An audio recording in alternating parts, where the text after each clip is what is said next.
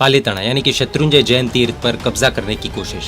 અને જો 5 વર્ષની અંદર આ જૈન નગરી મટી જાય અને સનાતન નગરી ન થઈ જાય તો હું સાધુ બોલું છું ન થાય। જો આપણે આટલું કરશું કોઈના બાપની તેવડ નથી તમને રોકી શકે। पालीताना जैन तीर्थ यानी कि शत्रुंजय गिरिराज को लेकर जो कुछ चल रहा है उसके बारे में देश विदेश के जैनों में अत्यंत चिंता और असमंजसता है, यानी कि कंफ्यूजन की सिचुएशन चल रही है ऐसा लगता है। भारी संख्या में लोगों के द्वारा प्रदर्शन हो रहे हैं।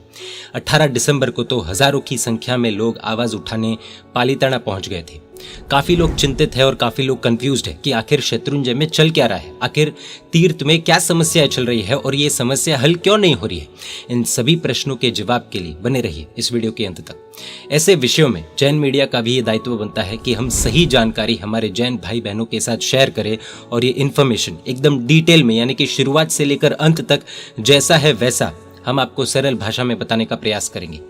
ये सब कुछ एक वीडियो में डिटेल में बताना पॉसिबल नहीं होगा, इसलिए मेरा गिरिराज नाम की सीरीज में हम एक बाय एक एपिसोड के माध्यम से पूरी इन्फॉर्मेशन जानेंगे। ये सब कुछ क्रम में होगा, इसलिए एक एपिसोड के बाद दूसरा एपिसोड ऐसे ही देखना होगा, वरना अगर बीच में से देखेंगे तो अधूरी जानकारी ही प्राप्त होगी। ये सीरीज वर्तमान में शत्रुंजय में क्या क्या समस्याएं चल रही है और उनको लेकर जैन समाज की सरकार से क्या मांगे है, क्या गुजारिश है और किन चीजों का हम विरोध कर रहे हैं देखेंगे डिटेल में। प्रस्तुत है मेरा गिरिराज का एपिसोड 1। सबसे पहले हम जो मेन पॉइंट है जहां से सारी प्रॉब्लम्स शुरू हुई थी वो देखेंगे। अनंत सिद्धों की भूमि श्री शत्रुंजय गिरिराज के ऊपर सूरज कुंड के पास में गढ़ के अंदर एक छोटा सा लगभग 350 साल पुराना नीलकंठ महादेव जी का मंदिर है। ये मंदिर जैन समाज के पूर्वजों द्वारा गिरिराज के ऊपर बनवाया गया था, लेकिन आखिर जैन समाज के लोगों द्वारा ये मंदिर क्यों बनवाया गया? उसका कारण ये था कि आज से 350 साल पहले जब शत्रुंजय गिरिराज पर जिनालय के निर्माण का काम चल रहा था, तब वहां जितने भी कारीगर, मजदूर, वॉचमैन, कर्मचारी आदि लोग काम कर रहे थे वे सभी ऑलमोस्ट जैनेतर यानी कि नॉन जैन्स थे। उस वक्त गिरिराज पर जैसे अभी पक्की सीढ़ियों का रास्ता है वैसे तब नहीं बना था, तो इस कारण से इन सभी कर्मचारियों को काम के कारण गिरिराज के ऊपर एक या एक से अधिक महीने तक रुकना पड़ता। इन कर्मचारियों के खाने, रहने आदि सभी की व्यवस्था जैन समाज द्वारा गिरिराज पर की जा रही थी। इन जैनेतर लोगों को यानी कि नॉन जैन्स कर्मचारियों को अपने धर्म से वंचित ना रहना पड़े और उनमें से जो आस्तिक वर्ग है वो अपने धर्म की आराधना कर पाए, इस शुभ भाव से जैन समाज के पूर्वजों ने इस मंदिर का निर्माण गिरिराज पर करवाया था। ये मंदिर जैन समाज के पूर्वजों द्वारा बनवाया गया है, ऐसा हम नहीं कह रहे। इस बात का सबूत यह है कि इसका उल्लेख कई डॉक्यूमेंट्स में किया गया है और इसके अलावा आज से 150 साल पहले परम पूज्य आत्माराम जी महाराज साहब हुए थे, उनके द्वारा इस मंदिर का इतिहास कोर्ट में भी बताया गया था।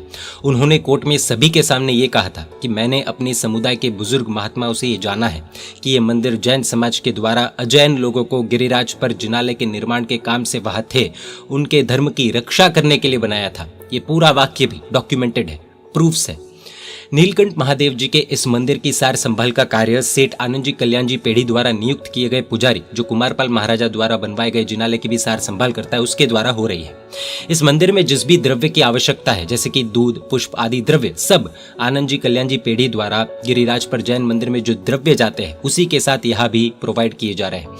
ऐसा इसलिए क्योंकि जैन समाज ये नहीं चाहता है कि गिरिराज पर आए हुए इस मंदिर में कोई भी ऐसी क्रिया प्रतिक्रिया हो जो जैन सिद्धांतों के विरुद्ध हो, और इसमें कोई गलत बात नहीं है। इस फैसले को कोर्ट ने मंजूरी दी है और साथ ही साथ कोर्ट ने यह भी कहा है कि नीलकंठ महादेव जी के मंदिर में ऐसी कोई भी गतिविधि नहीं होनी चाहिए जो जैन समाज के सिद्धांतों के विरुद्ध हो। ये हुई बात मंदिर के लीगल पोजीशन की। इसमें एक बात क्लियर है कि जो माननीय गुजरात हाई कोर्ट के द्वारा दिए गए ऑर्डर में लिखा गया है और जिसे ऑनरेबल सुप्रीम कोर्ट ने भी मान्यता दी है वो ये है कि नीलकंठ महादेव जी के इस मंदिर में कोई भी व्यक्ति पूरी रात नहीं रह सकता है। इस मंदिर में किसी भी तरह का खाना पीना अलाउड नहीं है और खाना पीना तो दूर की बात, इस मंदिर में किसी भी तरह का प्रसाद भी बांटा नहीं जा सकता है। लेकिन इसका भी उल्लंघन किया जा रहा है जो आप खुद तस्वीरों में देख सकते हैं। इस मंदिर में पानी के अलावा किसी भी तरह की ड्रिंक्स का यूज नहीं किया जा सकता है। इसका मतलब कोई भी ये ना समझे कि हम किसी का विरोध कर रहे हैं। इसका मतलब साफ है कि कोर्ट भी ये बात समझता है कि इन सभी रूल्स का मेन मोटिव यही है कि वहां पर रहे हुए अजैन कर्मचारी अपनी आस्था से और अपने धर्म से वंचित ना रहे। बस कोर्ट ने भी इस चीज की मान्यता दी है कि ये शत्रुंजय तीर्थ जैनों के लिए परम पवित्र तीर्थ है और उनकी आस्था का बहुत बड़ा केंद्र है। इसलिए नीलकंठ महादेव जी के मंदिर में किए जाने वाले कोई भी रिचुअल्स यानी कि रीति रिवाज जैन समाज के सिद्धांतों के विरुद्ध नहीं होने चाहिए। इसलिए कोर्ट ने अपने ऑर्डर में ये चीजें क्लियरली मेंशन की है। कई लोगों को ये प्रश्न उठ सकता है कि ऐसी कंडीशंस क्यों? देखिए, कर्मचारी अपने धर्म से, अपने आराध्य से वंचित न रहे, इसलिए यह मंदिर बनवाया गया है। आपकी जानकारी के लिए बता दें, इस मंदिर में आचरण यानी कि कंडक्ट के नीति नियम, रूल्स रेगुलेशंस भी जैन कम्युनिटी बना सकती है। ये गुजरात हाई कोर्ट के ऑर्डर के वर्डिंग्स है और इसको आदरणीय सुप्रीम कोर्ट ने भी मान्यता दी है। अर्थात पूजा आदि कर सकते हैं, लेकिन ऐसा कोई भी रिचुअल नहीं होना चाहिए जो जैन धर्म के सिद्धांतों के विरुद्ध हो। वर्तमान में इन सभी चीजों पर विवाद करने वाले शरणानंद बापू, जो श्री शत्रुंजय तीर्थ से कुछ दूरी पर नाना राजस्थली गांव आता है, वहां पर उनका आश्रम है। वो पालीताना में आते जाते रहते हैं। उनका ये कहना है कि नीलकंठ महादेव जी का मंदिर सनातन समाज द्वारा बनवाया गया है और इस मंदिर में सभी सनातनियों को हर रोज आना चाहिए ताकि वहां पर सनातनियों का प्रभाव बढ़े। इतना ही नहीं, वो बार बार ये डिमांड कर रहे हैं कि हर तेरस के दिन शिवरात्रि मनाई जानी चाहिए और वहां रात्रि जागरण भी करना चाहिए, और वो ना हो सके तो देर रात तक पूजा वगैरह अलग अलग गांव से आकर लोगों को करनी चाहिए। ऐसी अलग अलग बातें कहकर उकसाने का, बहकाने का, भड़काने का प्रयास किया जा रहा है।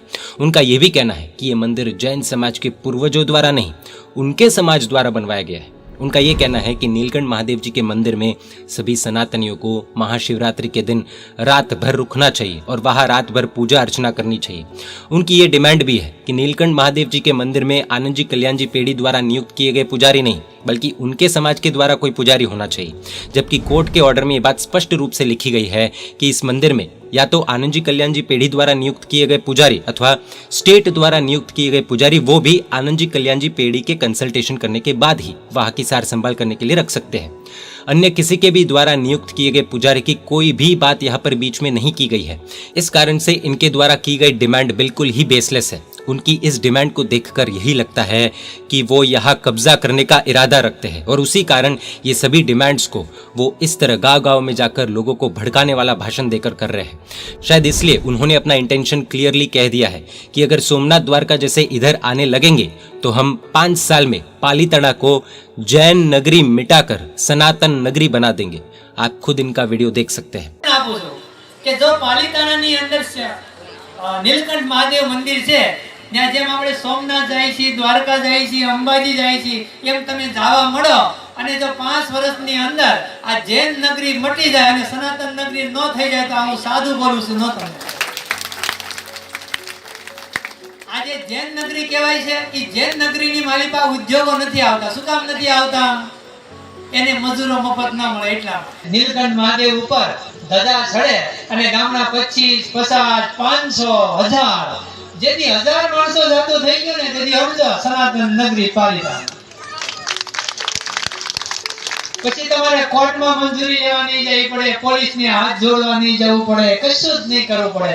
પોલીસ તમારી ને આવશે ને કહે છે ભાઈ શું વ્યવસ્થા કરવાની છે, હમણાં શિવરાત્રી આવી રહી છે, પાલિતાણાની કંઈક વ્યવસ્થા કરો, પોલીસ મૂકી દો, ફલાણું એ બધા એ કર્યા કરશે। આપણે ખાલી જવાનું છે, હર હર મહાદેવ કરવાનું।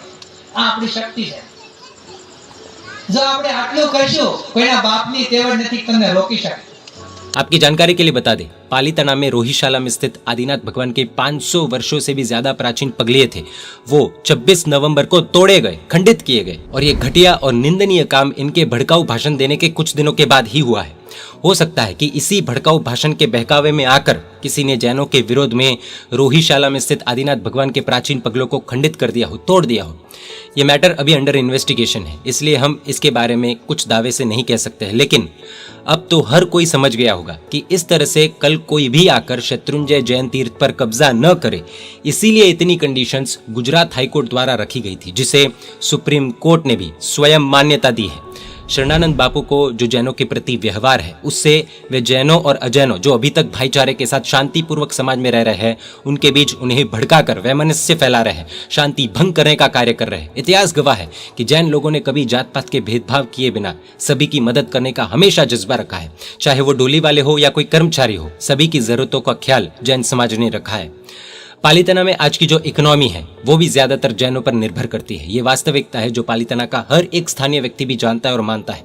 अनुकंपा, जीवदया आदि जैनों के मूलभूत सिद्धांत है और धार्मिक सातों क्षेत्रों के प्रति ज्यादा से ज्यादा बहुमान और आदर भाव रखते हैं, जिन्हें जैन समाज के लोग भली भांति फॉलो भी कर रहे हैं। ये किसी को बताने की या प्रूव करने की जरूरत नहीं है। लेकिन ये जो शरणानंद बापू और इनके साथ ही मना भरवाड़, भरत राठौड़ वगैरह लोग जिन्हें एंक्रोचमेंट, लैंड ग्रैबिंग आदि में इंटरेस्ट है, और वैसे लोग जिन्हें माइनिंग माफिया के साथ रहना है, जिन्हें दारू के अड्डे वालों के साथ रहना है, या जो भी जैन सिद्धांतों के विरुद्ध करना है, उन सभी से हमें ऐतराज है। इन सभी को लेकर हमारा पूरा विरोध है, क्योंकि इनके द्वारा किए गए कार्य जैन तीर्थ की पवित्रता को नुकसान पहुंचा रहे हैं। जो घाव रोहिशाला के दादा के पगलियों पर किया गया है, वो सिर्फ वही नहीं बल्कि जैनों के दिल पर भी किया गया है। जन्म से लेकर मृत्यु तक हर एक जैन धर्मी का शत्रुंजय से विशेष नाता होता है। जैन धर्म में जब एक बच्चे का जन्म होता है, तब माता पिता का सबसे पहला सपना यही होता है कि जितनी जल्दी हो सके उतनी जल्दी हम हमारे बच्चे को शत्रुंजय की यात्रा करवाएं। शत्रुंजय सिर्फ एक पर्वत नहीं, हमारे हृदय की धड़कन है। गिरिराज हमारी आस्था का केंद्र है। अनेक महापुरुषों ने इस गिरिराज के लिए अपना बलिदान दिया है, और तब जाकर के ये गिरिराज आज हमें सुरक्षित मिल पाया है। लेकिन अब हो रही अशातना को हम बर्दाश्त नहीं करेंगे। हम आने वाली पीढ़ियों को सुरक्षित गिरिराज देना चाहते हैं, बस। श्री शत्रुंजय गिरिराज की कुछ समस्याएं हमने देखी। अगले एपिसोड यानी कि मेरा गिरिराज के एपिसोड 2 में हम देखेंगे कि किस तरह शत्रुंजय पर गैर कानूनी कार्य चल रहे हैं, और जिन पर हम चाहते हैं कि सरकार द्वारा तुरंत एक्शन लिया जाए। ये कार्य हमारे तीर्थ की रक्षा का है, इसलिए हम सभी से निवेदन करते हैं कि पूरा विषय डिटेल में जानकर तीर्थ रक्षा के लिए आवाज उठाएं। हमारा विरोध भी विवेक पूर्वक होना चाहिए। हमारा इरादा लोगों को आपस में लड़ाने का बिल्कुल भी नहीं है। हम तो शांति से हमारे शत्रुंजय गिरिराज की भक्ति करना चाहते हैं। हम हमारे गिरिराज की असामाजिक तत्वों से रक्षा करना चाहते हैं। जय गिरिराज, जय आदिनाथ, जय जिन शासन, जय महावीर।